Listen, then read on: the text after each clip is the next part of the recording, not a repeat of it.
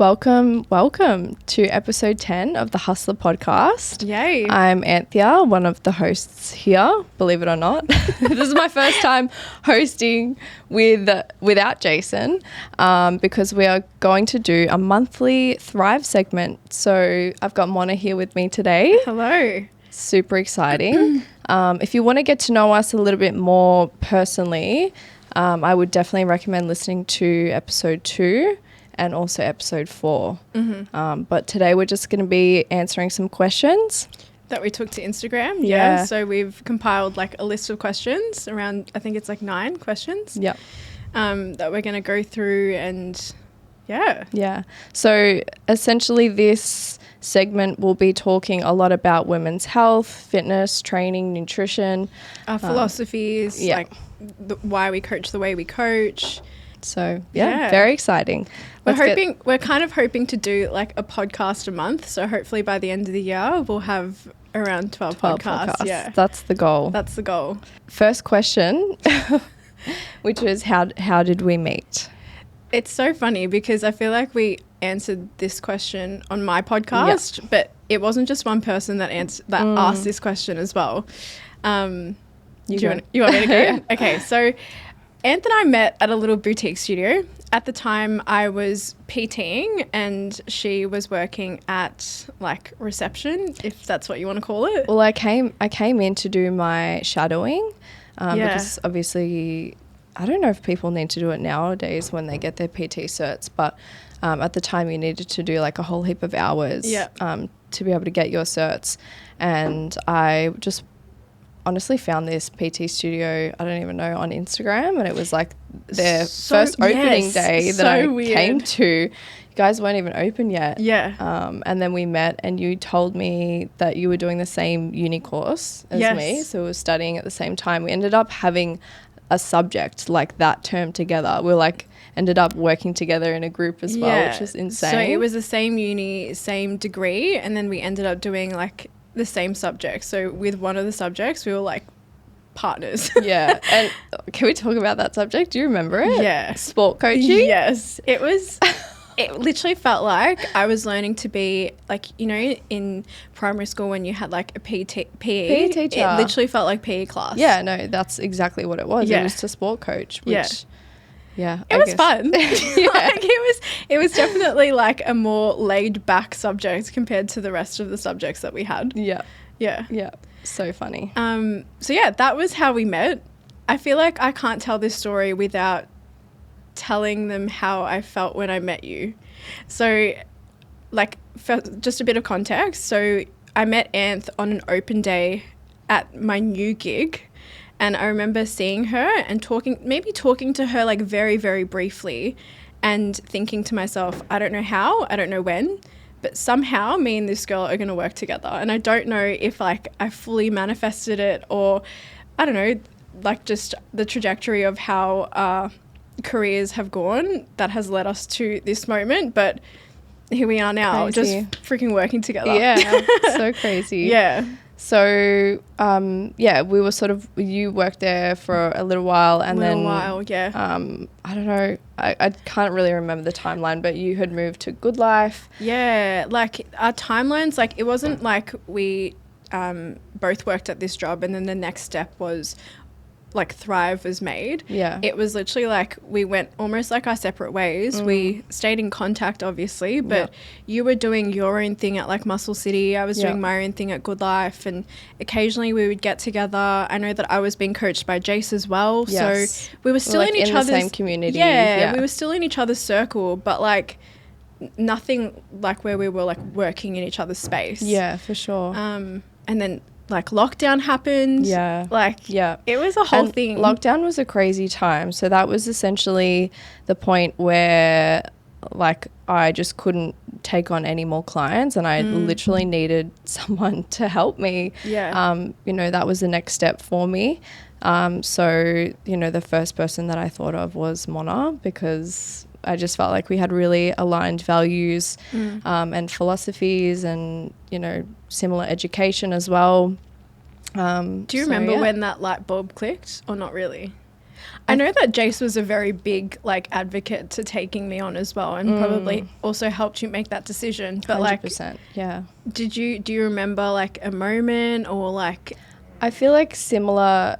It wasn't really like a moment, because obviously there's fear behind it as well. So it was like more of a seed, and then it sort of started to grow, and I'm like, okay, I really like the idea of this. And then you just we just started having conversations about it. And the conversation, it wasn't just like one conversation. I feel like we had like multiple I remember we went for a walk down Warrandyte River. Do you remember? Yeah. And I think that was still in lockdown. And like that was like one of the conversations that we had. Yeah. So yeah, that's essentially how we met. Fast forward, what is it, 6 years or something? Well, this is my 4th year at Thrive now. Wow. How crazy is that? 4th year. So crazy. Because I did rebrand, so I was a sole trader for a few years, and then obviously moved to a company when I took Mona on board, which was during lockdown as well. Crazy time. Crazy. Okay, so second question. This is from our friend Darcy. It's a piss take question. Wasn't even going to include it. But in his defense, I feel like you have definitely given him a lot of advice around nutrition and training. I think in his life, I play like the more psychologist. Yeah. So I think we both have very unique elements in his life, but that's probably why he literally asked that question. He said, would you consider taking me on as a client with like the puppy dog crying eyes? Like, he's taking the piss. He has a coach, Marcus Sawan from HUSLA, coaches him, but yeah. I think we wanted to incorporate this question because even though we probably won't be taking Darcy on, definitely, I think it could be a really nice way to talk about why we are only female-only coaches. Because I know that we didn't start off like that. No, I think we've both definitely had phases where we've both worked with male clients as well. Like, I think going into the industry, like, we definitely weren't niched. Yeah, no. And to be honest, I really don't think that you should niche down straight away. Yes. I think that you should gain the experience to work with a 100%. Wide range of different people. Yeah. You know, both genders, different age groups, different histories, everything.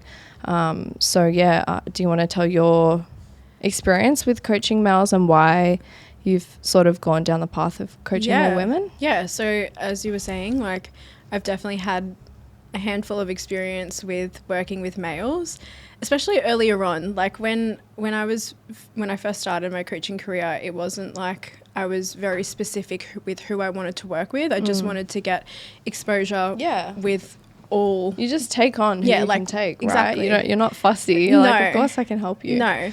But as time went on, I felt myself being drawn towards more females, just from a perspective of like feeling like I can connect with them more, feeling like even just from like an emotional level, like there was that mutuality, even just like our conversations, they just flowed so much more like seamlessly. Like I wasn't having to like really try with females.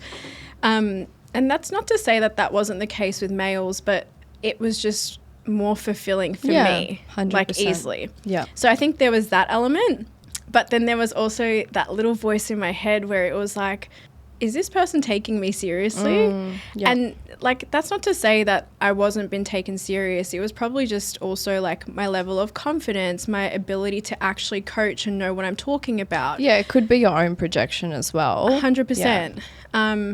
And like, again, like I still like, even at Good Life, I was still coaching one male at the time. Bit of context though, I was coaching his partner or his wife. So I was coaching both of them and I still got him crazy results. And like I was like, we had a really, really beautiful relationship, but like there was still moments where I was like, he would be like squatting and I would obviously like, he would be going for a PB. Like I got him strong enough to the point where he was hitting PBs quite consistently. But in the back of my head, I was like, I'm literally like this 55 kilo girl, like in a Good Life, probably don't have a lot of experience with spotting. Yeah. And I would watch the videos back and be like, if he failed this, I don't know if I would actually be able to help him. Yeah. Again, I think this was a confidence thing because now I have girls lifting far more than the weight that he was. The same weight. Yeah, the same weight. And like I have no, like I don't hesitate to spot them now. But I think it was just like my experience at the time that maybe made me a little more hesitant. Yeah, for sure. So I think that was my experience, and I think that got solidified as time went on as well. Like it was just more fulfilling for me. Yeah. I did coach some men, like online, in person, like PT sessions. And I don't know, at the time I think I was I didn't want to just sort of dismiss it as, no, they're all creeps. So I would like give them a chance. I'm like, yeah, I can train you. And then like later down the line, they'd like message me like on the weekend to like go out and like, you have confirmed what I fucking thought from the start. Yeah. And it was just a bit frustrating in that sense. And like you said, I feel like they didn't really listen and I guess take you seriously. Yeah, take me seriously. Like I remember teaching this one guy how to squat, and like we started off with more of like a front loaded squat, heel elevation, because he could not hit depth, and his goal was to grow his legs and his quads. Deep squats are great for that. Yeah. And he was not able to get into a deep squat. Wow. So I gave him an exercise and a constraint that allowed him to get into that. It was like a heel elevated safety bar. And then like I would see him doing low-key dumb shit like outside of our sessions because he just wasn't following what I was telling him to do. Yeah. And anyways, like that could happen to anyone, but that was just one sort of example. And yeah, I just like didn't really feel super comfortable with. Yeah, I think it was also the space that I was in. Yes. And just like that type of gym. There are a lot of like big guys, and they would, come up to me and they're like, oh, can you train me? Can you take me through a workout? And I'm like, no, like I'm training myself now. And they're like, why? Don't be scared. Like you can take me through a workout. What? Like literally get fucked. Nah, like that's no. Corpse. Yeah. And then I was like, all right, women only coach. You just solidified it. Yeah, I'm done with this. Yeah. And yeah, look, I know that not all men are like that. No. And there would be other men out there that would be wanting to like be a good client, but yeah, not for me. Yeah. It's interesting though, because whilst I was thinking about this question, I still have moments where like a male will ask me a question and I will hold back from like fully giving them the answer. And again, I just wonder if that is stemmed from like potentially experiences in the past where like I haven't felt like I've been taken seriously. I feel like it's probably a bit of like imposter syndrome. True. Yeah. That's actually so true. Yeah. Just because we don't really deal with that. Yeah. Or like, I think even like just like as a job, a PT and a coach isn't really taken seriously as much. Like when you say like, hey, I'm a PT, they're like, oh, and like how long are you wanting to do that for? Are you looking to do something else? And so I feel like I have been like that before, and when people ask me what I do, I'm like, oh, I'm just a PT. But it's like, God. No. I'm a coach who, like, this is my career. Yeah. I literally change people's lives. I know that sounds fucking dramatic, but it's true. And yeah, I think it really comes back to the confidence that you have about what you do. And if you're just perceiving yourself from other people, how you think they perceive you, then that's going to project outwards as well. So you know who called me out on that actually? Hattie actually calls me out on that. Yeah. So like when someone will ask me like, what do you do for work? I feel like previously I would have been so inclined to just be like, oh, I'm just a PT. Like even the words, just a PT. Yeah. Like what? And I remember Hattie called me out on it and he's like, why do you say that? Like, why don't you sell yourself for what you actually are? Yeah. And like, actually do it with confidence, and don't tell them you're a PT. Tell them you're a coach and you're a female coach, and tell them what you love about your job. Yeah. You know? And I was like, okay. Yeah. All right, Hattie, I'll do that. Yeah. Next question. What is most important? Training, nutrition, or mindset? So Okay. For those who don't know, Thrive's whole sort of ethos is that training, nutrition, and mindset are the most important pillars for change. And Yes. So I would say that they're all intertwined, and they all would be more important than maybe the other at a given time, right? But when I read that question, the first thing that came to my mind was mindset. Like, you've got to have like a solid mindset to potentially be able to make good decisions around nutrition, to maybe have the discipline to go and train. So that's where my mind went to. But it's also like, you could also be looking at it from a place of like, well, I'm not in the best mental state, but I'm still going to go train. And then maybe the training ends up putting you in a better mental state, and then you end up making better decisions with your nutrition. So I think context around this question is really important. I don't think one is better than the other. I don't know. What are your thoughts? I think they're all important. I the way that I see it is that mindset is sort of like the foundation of everything to make sure that you actually show up with your training and with your nutrition and take it to the next level, especially addressing challenges and barriers which you will inevitably have in your journey. And if you have a really strong mindset, then you're going to succeed a lot more. And if you have a poor mindset, it's likely that you may not succeed with your training and nutrition. So mindset is huge. I think, especially with the way that we coach, and we're seeing it a lot more in the industry now, there is more of a push for mindset and not just this, here's your plan, follow this, go hard with it.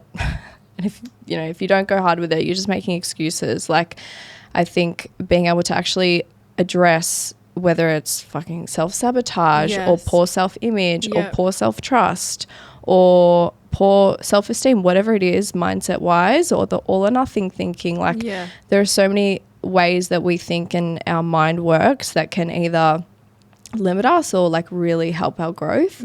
So I think it's really silly to overlook this. Nice. That's a good answer. Well done. So all of them are very important, but yes, mindset is the foundation, I would say. Agree. I'm a beginner just starting my fitness journey. What advice would you give me? You can. Okay. So I feel like it would be very cliche of me to sit here and say, just get yourself a coach. That's what I would say to a beginner. I think if you listen to every single episode of this podcast, whether it's us, the boys, we're saying get a coach in every single podcast. Literally. I'm sorry. But if we were to strip it down, I would say find someone that inspires you, find someone that you can learn from, and find someone that has walked your path. Because those three things will actually get you the results that you are after, instead of just like guessing it. Or like just trial and error. Trial and error is great. I think it's very important, especially at the start of your journey. But like, if you want to get there fast and you want the support and the help and the guidance, the tool, and the knowledge, have a think about those three things and invest in that. 100%. I mean, I spent so much time spinning my wheels, and I would seek a lot of advice and stuff like that. I've always been very into trying to educate myself as much as possible, especially in the first early phases of my journey. But it really only got me so far because I was trying to do so many different things. I would try one thing, not actually give it a good enough go, and then I was like, oh, I'm over this, let's try the next thing. And I would honestly just freaking spin my wheels forever. And I just didn't have the tools and guidance to be able to help me like stay with things even when they're tough. So get a coach. What's another piece of advice we can give them? Be open to learning. Like I think that's also very, very important, and being open to be challenged on your beliefs.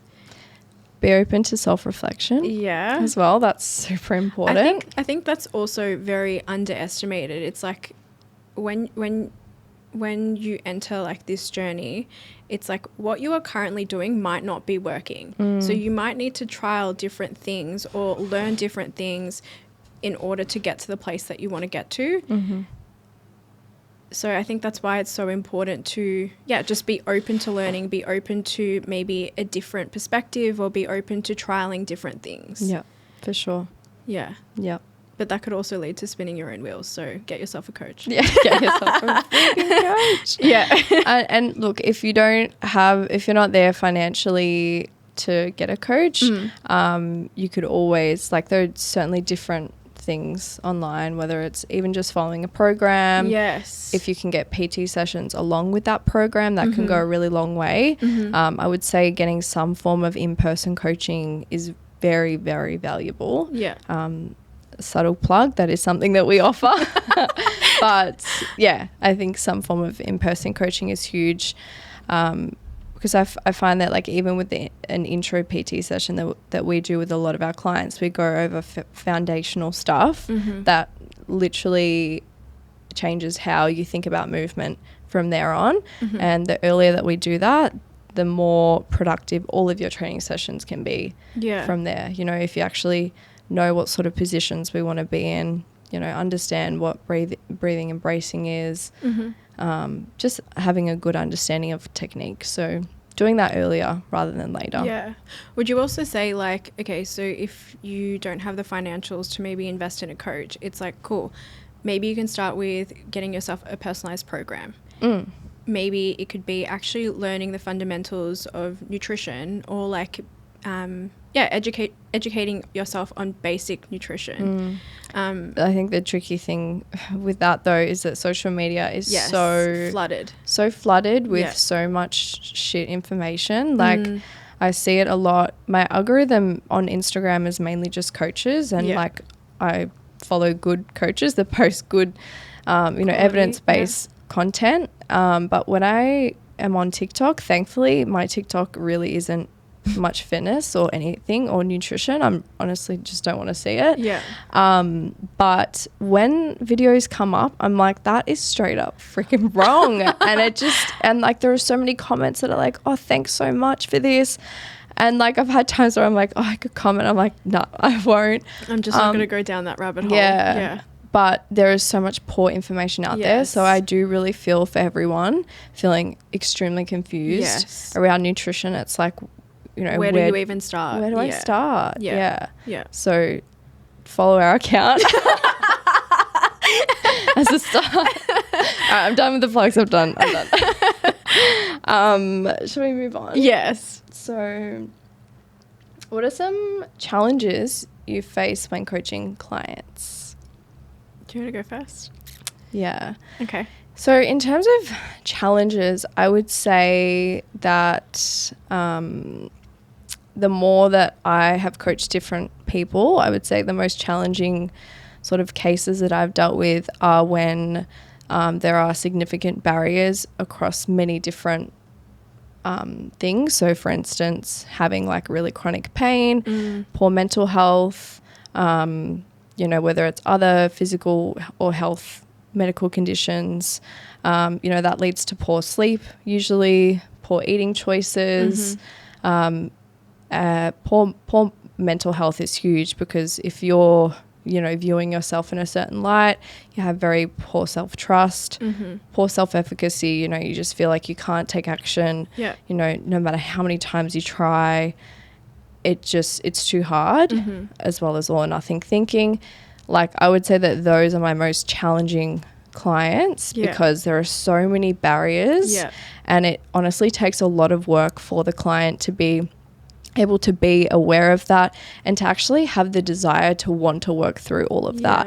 It's so hard, especially if you are battling with, chronic pain and a long-term condition. I really feel for those clients. So in terms of I guess the most complex challenges, I would say those, but I've certainly been able to work with many women who do have, whether it's endometriosis or anything like that, and still reach crazy amounts of strength. Like, I'm thinking of one of my clients, Sarah. She's had endo. I'm not sure when she got diagnosed, but she's had surgeries and she has constant pain flare-ups, but we've still managed to get her so freaking strong. you know, she's been competing in powerlifting for the last couple of years as well, which has been really cool to watch. And I think that can act as a really amazing case of inspiration as well, to know that even with these, you know, medical conditions and lots of barriers and stuff like that, you can really look after your fitness and your health. So yeah. Crazy. So I'm going to address this question a little bit differently, because I think for me, the biggest challenge that I've had to face is maybe with, or in reference to, being able to balance my ability to be nurturing, but also be quite assertive. And you'll find that different clients require different styles of coaching, and will require different parts of you at different times.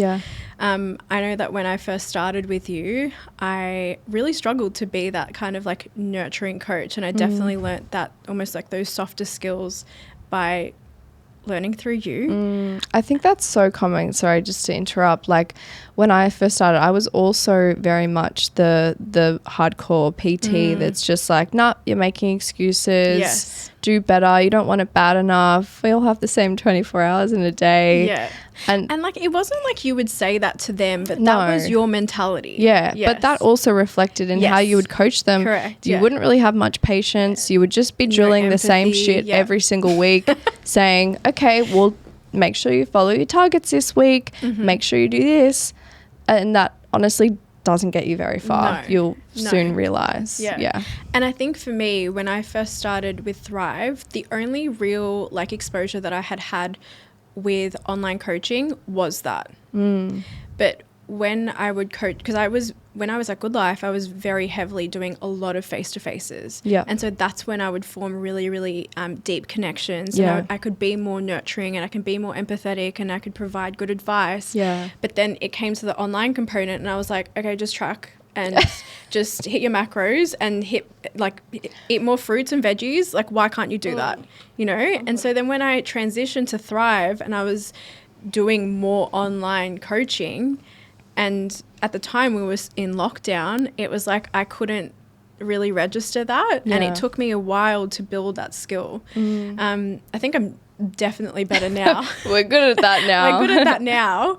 And so I think that is probably the most challenging thing for me as a coach. Not necessarily like challenging with clients, but it's more so my own challenge. Yeah, for sure. Being able to balance that effectively and know when you need to be a little bit sterner and like give them the hard truth. Yes. Which they do need to hear sometimes. Yeah. But then at other times you need to balance it with like giving compassion and making them feel seen and heard and all that stuff. Like I still have times where I'm like, okay, I can either go the more nurturing, more empathetic, more patient kind of Mona, or I could just be like, you're really making excuses up right now. And like, this is how we're going to mitigate it. Yeah. You know? Yeah. So yeah. Yeah. I think I fucking fully forgot what I was going to say. That's okay. Shit. No. I was so close to just playing that like elevator music. Dun, dun, dun, dun, dun. The fuck is I going to say? Oh, so the thing that I want to add to this is when you over nurture someone, anyone, you may believe that like that will help them with their growth. Yes. But it actually doesn't. If you're over nurturing someone too much. 100%. Yeah, it's just not going to get the result that they want. So you need to be able to, tell them the hard truth when they need to hear it. And it can be delivered in a nice way, in a loving way that lets them know that you're doing that for their ultimate growth and success and everything like that. Yeah. In a non-shameful way. That's what we're really big about, is not shaming clients at all. Yeah. Yeah, because we're all human. Yeah. We get it. Yeah. So, yeah. Okay. I really like this question. I'm excited. Do I need to program differently around my period? Oh, crazy. Do you want to go? Yeah. You want to lead? Okay. So there's been a lot more popularity with the topic of how we approach nutrition and training with the menstrual cycle over the last couple of years on social media. And there are some people on social media who say that there are certain like cycle syncing things that you can do with like only resting and walking, for instance, in your follicular phase when you're bleeding, and then, you know, ovulation phase, hit PBs, do certain rep ranges, and then around this phase do yoga and Pilates and lighter movement. And it's like just outright confusing. Yeah. It's like, wait, so I need to do different things when I'm in my different phases? Like, how am I meant to keep track of that? Yeah, exactly. Super confusing. So super confusing, and it's also not evidence-based because every single woman is so different when it comes to the things that they experience in their menstrual cycle, the sort of trends. And not only are things different from women to women, woman to woman, but also within each woman's cycle from month to month and throughout their lifetime and their lifespan that they do have a menstrual cycle. So that is why it's so important to take an individualized approach. Yeah. Like, if you actually want to optimize your training and nutrition, you should be tracking your cycle and understanding your own trends so that you can, you know, be able to learn how you can take advantage of your training and nutrition. Yeah. Look, I'm going to play devil's advocate here, and I'm going to say, if you are going for more of a general health, like just for general health, maybe you can take that approach of, okay, during this phase, maybe you do want to go for a walk. Maybe this part of your phase, you want to do strength training or do Pilates or whatever it may be. If you're doing it for general health, fantastic. Maybe you can take that approach. But if you have the aspiration of getting stronger at the gym, body recomposition and all those good things, you can't really do that. There needs to be this level of consistency. Think about the times that you have like taken maybe a week off training because you're sick or something like that. Yeah. And then the following week you go back and you're like, oh my God, this feels heavy. Yeah. And it's not to say that you lose all your progress within that time, but you certainly lose momentum. Yes. And if you're fucking strength training 1 or 2 weeks out of the month, I'm sorry, you're not going to get very far. No. And like see good adaptations with like anything that you do. So that's sort of what we're trying to say here is if you want to get certain adaptations out of your training, like gaining muscle, getting stronger, you should be able to be consistent throughout the month. Yeah. But the way that you do that will certainly change, and it might fluctuate throughout the month. Yeah. And that's okay. And that's why we have auto-regulation, which essentially just means that we do adjust things on a day-to-day basis or as needed basis to accommodate for, you know, how we feel on that day. So whether we had good sleep the night before, if we are on day 1 of our period, then we can certainly adjust things. There's absolutely no stress about that. But yeah, I think what we're trying to say here is there's no one size black and white answer. Yeah. I think I was telling you the other day that like I attended this live, I think it was an Instagram live of some like health guru, and she was saying under no circumstance should you train when you're on your period. Like you just shouldn't train at all. That's the first time I've literally ever heard that. And over the years I've done a lot of education and seeking out information from some of the people who are like at the top, you know, have freaking PhDs in like women's health and their menstrual cycles and everything. And I'm like, I've never heard that before. And it made me very frustrated that there are just so many people that are so black and white with things and fear mongering, which I really don't like. It's just crazy because again, it's so individualized, and some women might actually find that they're their most strongest on their period. You know what I mean? And I think it goes back to why we so heavily believe in like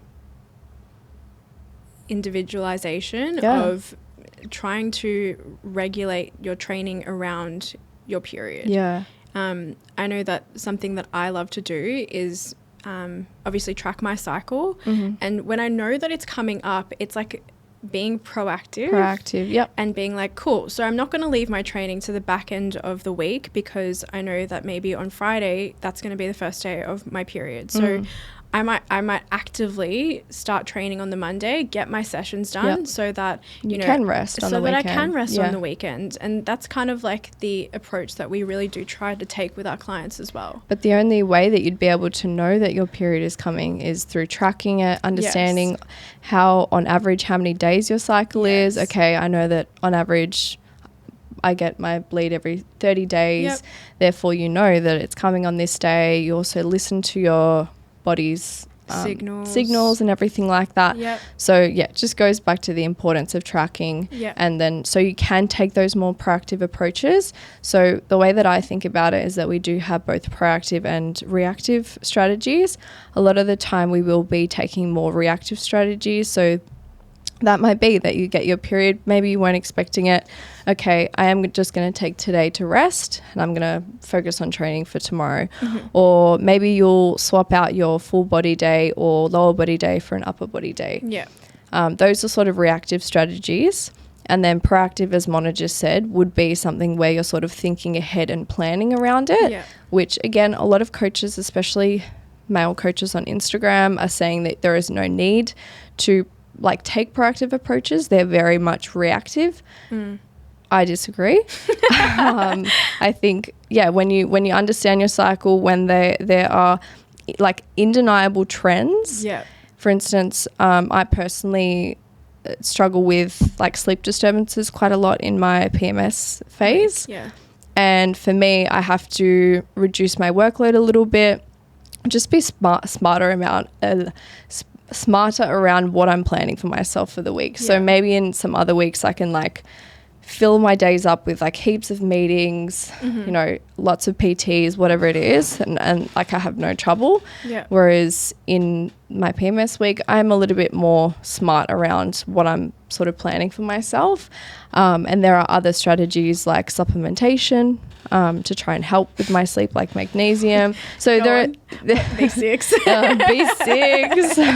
B6. There are just certain strategies that you can take that are proactive and that don't lead to worse results. Because I think what a lot of people think is that if you are taking these proactive approaches, that it's very noceboic, and essentially nocebo is sort of like, the way I'd explain it is like the opposite of placebo. Placebo is obviously having this like positive effect versus nocebo is when it has a negative effect. So if we tell ourselves, oh no, we're in our luteal phase, in our PMS phase, I'm going to have the worst sleep ever, the worst week ever. And there certainly is an aspect of that. But I think it's also just being real with it. It's like a lot of the time I speak with so many of my clients as well, and you'll just be in full denial. I'm like, is your period coming up? I'm like, yes. I don't think so. No, I don't think it's that. I don't think it's that. We've had cycles for how many fucking years now, and we're still in denial about having these trends that come around every single month. So I think that being afraid of this nocebo is one thing. I think that we should address it and take awareness to it, and then just start to implement little things throughout the month that will actually help us. TED Talk over. Wow, that was very, very good. Well done.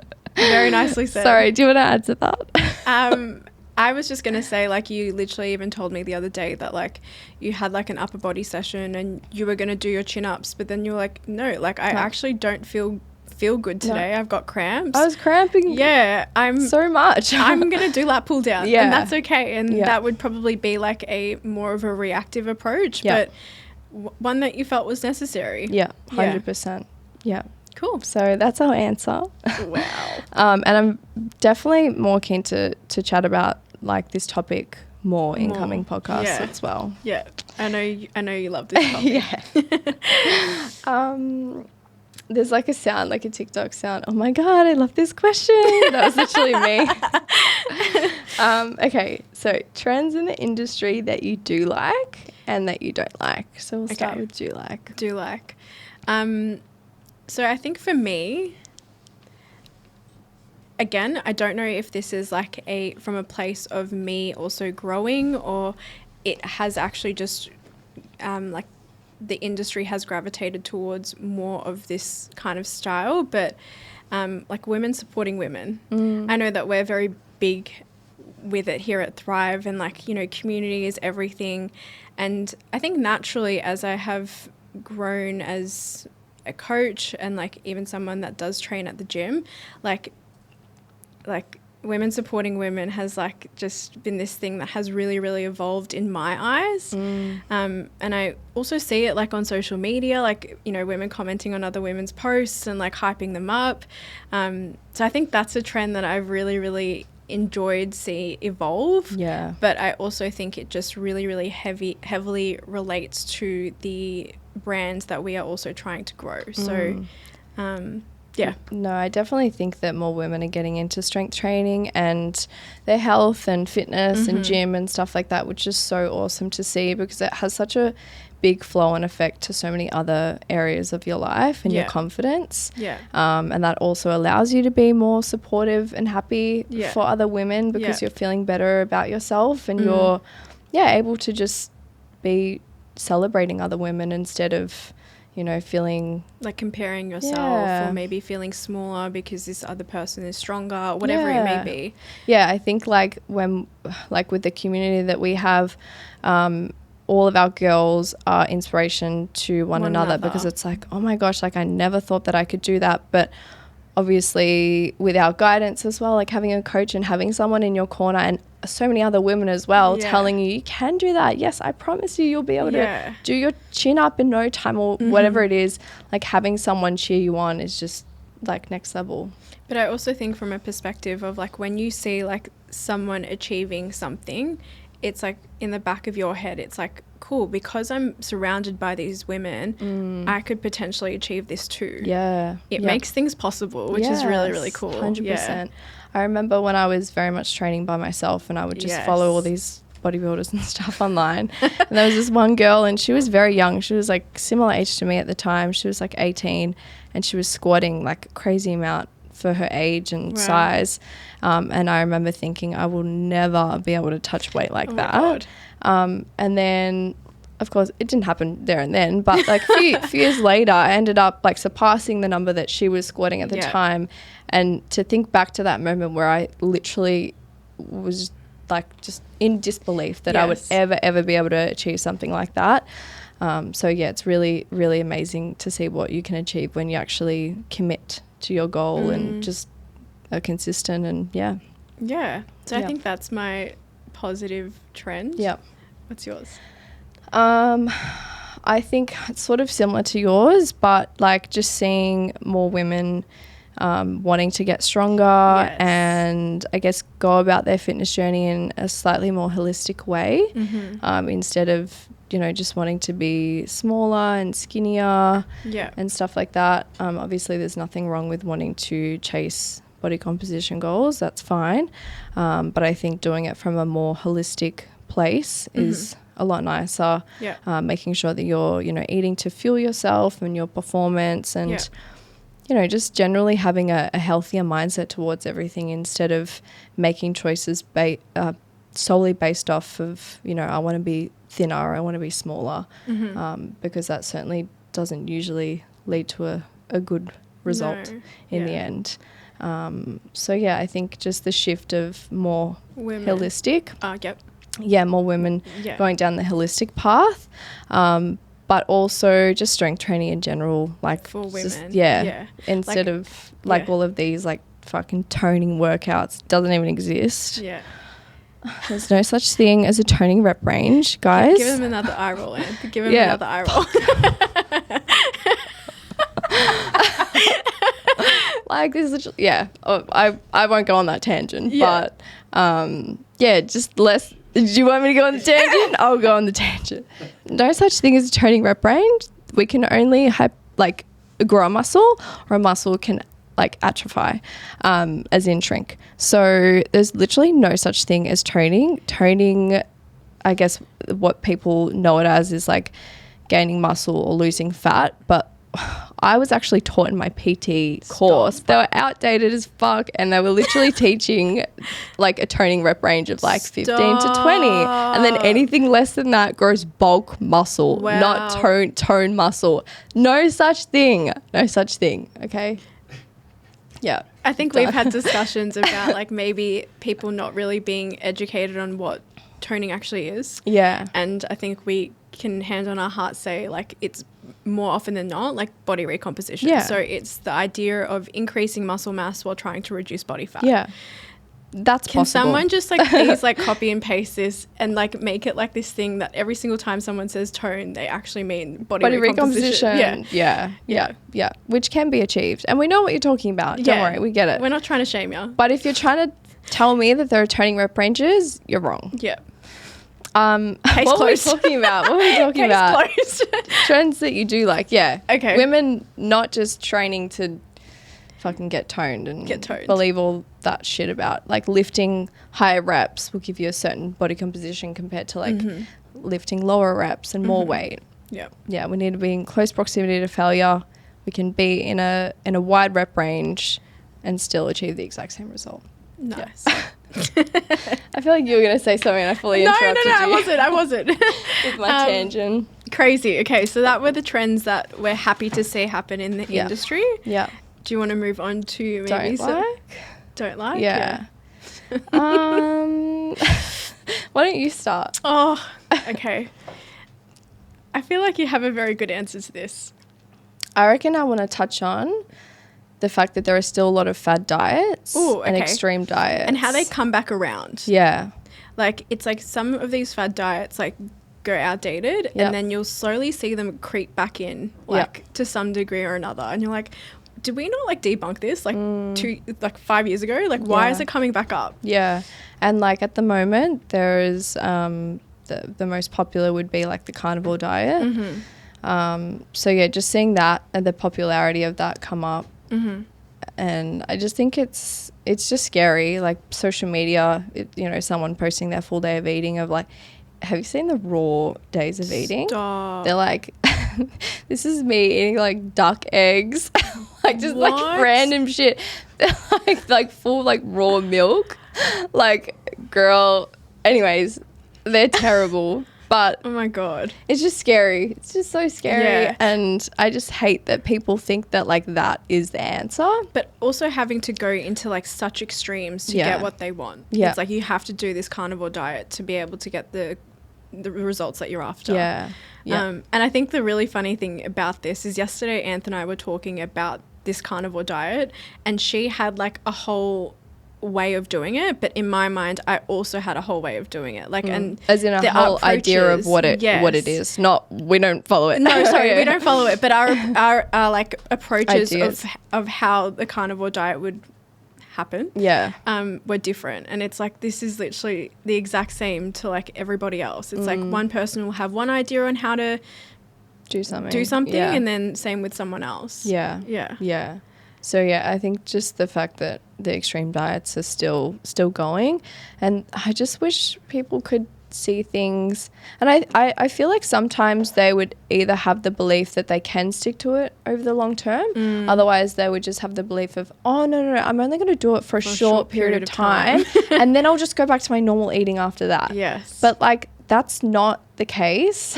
And I think a lot of the time what these extreme diets can do is just lead to a lot of all or nothing thinking, which is very damaging for your relationship with food. And when you have a poor relationship with food, it really impacts your eating behaviors. Like if you are told that you can't have something, you're going to want it even more. And this can lead to a lot of binge restrict cycles and just not being able to feel like you have control over your eating, and a lot of emotional eating, like there's demonizing like foods to be good or bad, or so I just think that that's why these diets aren't a good idea. There's a reason, guys. I'm not just saying it. There are so many reasons why there are far better ways to address looking into your nutrition and trying to seek better eating patterns other than just really extreme diets. In terms of another trend, I want you to start on this one and I'll put my 2 cents. All right, so I know that a lot of other people are thinking it But like the shift from a lot of coaches becoming business coaches. Now, before you attack, let's just hear her out. Stay with me. I think that there are so many of these coaches that can certainly be amazing business coaches and help other business owners. But I also think that comes back down to like having years and years and years of experience building a good, sustainable business, right? Not even that. I think that too, but I think that a lot of people can build a great businesses, but still not be able to do no harm. So they'll have like shitty all or nothing like philosophies, bro coaching, like they just sell meal plans, cookie cutter stuff, and then they get really, really good results in terms of the sustainability of those results. It's questionable.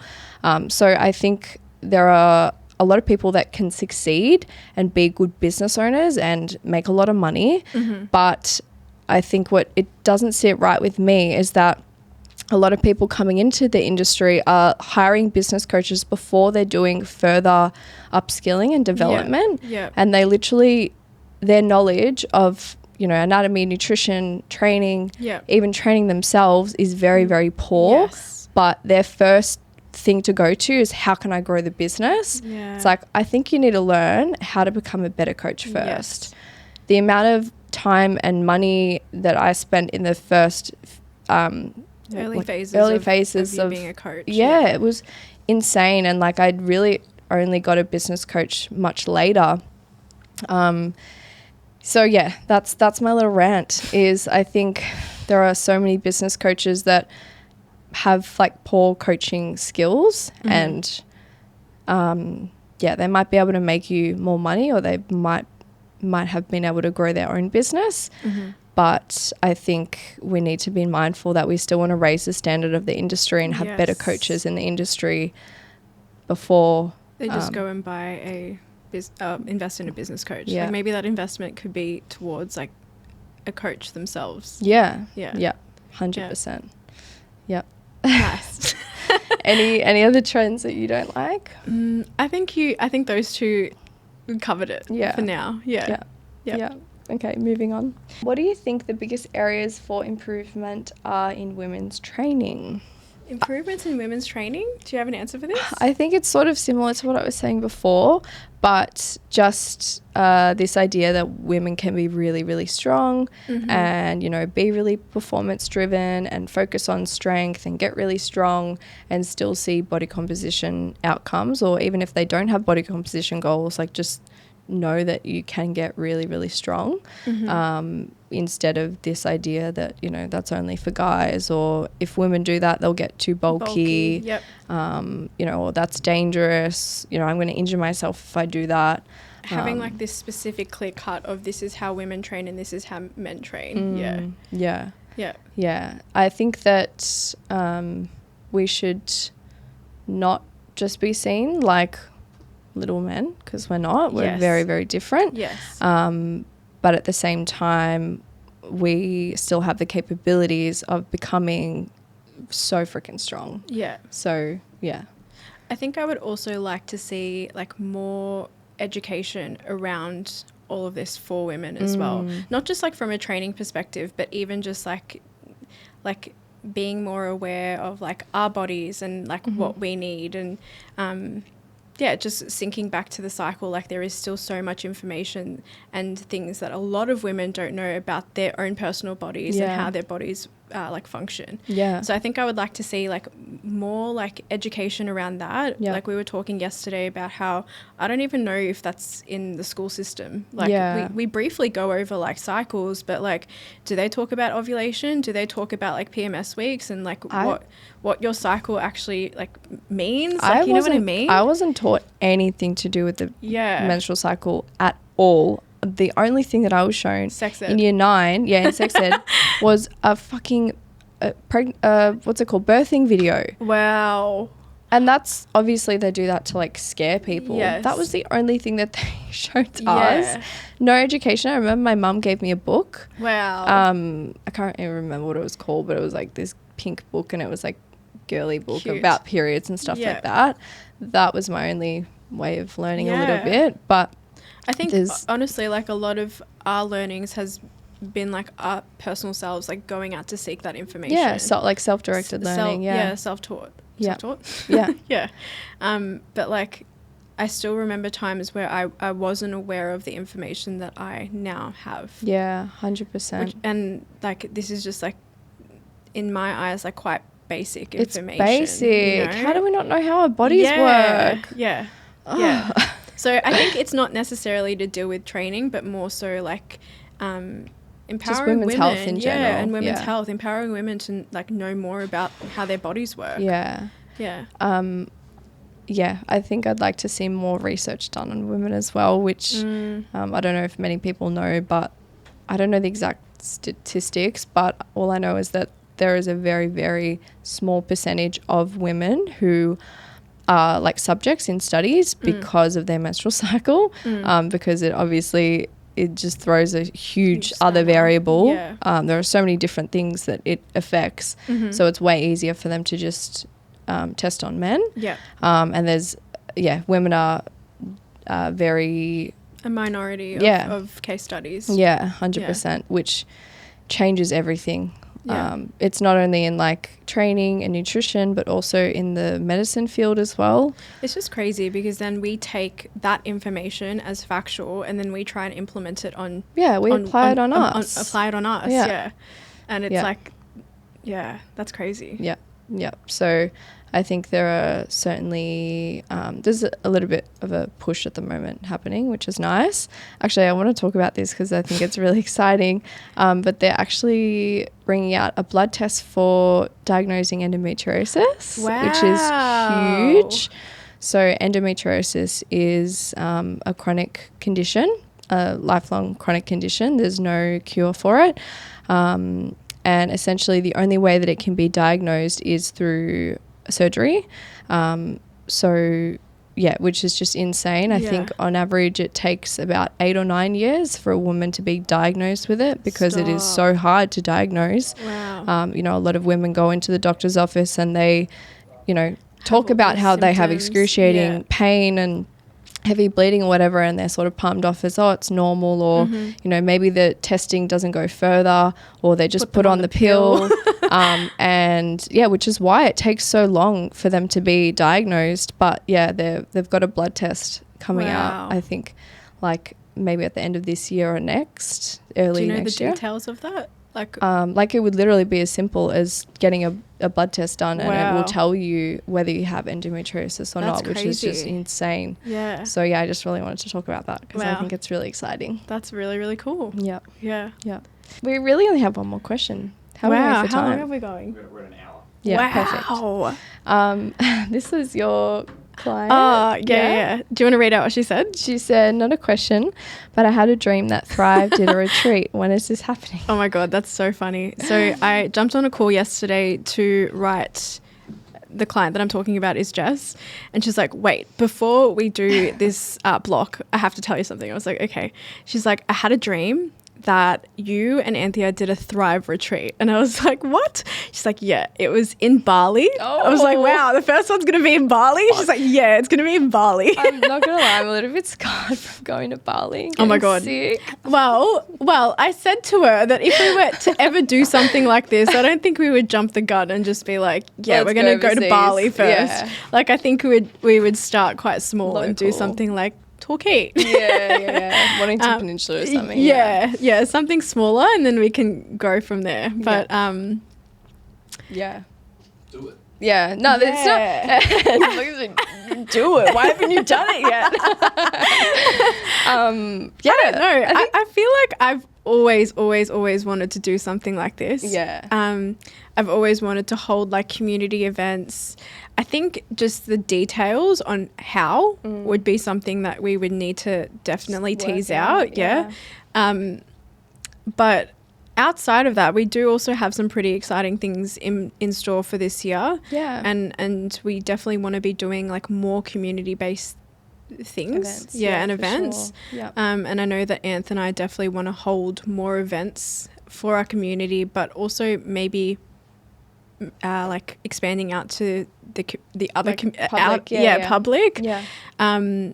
So yeah. Yeah, watch this space, guys. Watch this space. But yeah, we're currently planning a special event for Thrive. I don't really want to say anything else other than that, other than there might be some people facilitating something. Mm-hmm. And I think we're still teasing out the details and like the hows. Yeah. But that's in the works. That's in the works, yeah. So maybe not a retreat, a full-blown retreat, but there's just yet. But there's definitely going to be events hopefully this year. Yeah. Yeah. And we also, speaking of events, we also have our, what have we called it, Lockie? Max out day. Special day for it. First time is max out. At HUSLA. Yeah. Which is meant to like... what would you say? So welcome new lifters into the space and give them the opportunity to like just have a fun day where they can max out. Yeah. It's not a powerlifting comp. It'll sort of be run. It will be run like one, but it's not. We don't have a federation or anything like that, so it's nothing too serious. And I know that I've had the most fun when I've done like mock meet comps. Yeah. Because they're just like, you just have fun doing it. Yeah. It's less it's not stressful. Serious or stressful. You're able to like approach it in like a bit more of a calm manner. Yeah. Like it's, there's like less expectations that you put on yourself as well. Yeah. So yeah, we're also figuring out the details for that, but that will be in June of this year. Yeah. So if you are interested, please let us know. Send us a message to let us know that you'd be keen on, knowing more details and potentially competing in it, or potentially have a client that wants to compete in it that you want to put into the comps. So yeah, please let us know. But yeah, that's it. I think that's. Is that a wrap? Is that a wrap? So in terms of the giveaway, we're not going to be giving it away in this podcast. Yeah. Jason will be announcing that one in the next one. So please enter if you haven't already. So if you can... Oh, the giveaway is... I was like, what body language is he doing over there? Like, Lockie's going like... So the giveaway is a 3-month free membership at HUSLA GYM. Wow. So all you need to do is... 3 months? Yeah, 3 months. Wow. Yeah. So all you need to do is screenshot this podcast. It can be any of the episodes, right? Or like the most recent one. Screenshot it. If you want to put a certain segment of the potty and like put it on your story, great. But you just need to tag HUSLA GYM and also HUSLA_media. And send that to Lockie so he knows that you've entered. And you'll be in the draw to win a 3-month membership at HUSLA GYM. So cool. So, yeah. Thank you so much for listening. Thanks for listening, guys. This is fun. Yeah, we're really excited to do this as a monthly segment. More frequently, so, yeah. We'll see you in February. See you in February. And just... Thanks for listening. Yeah. Mwah. Mwah.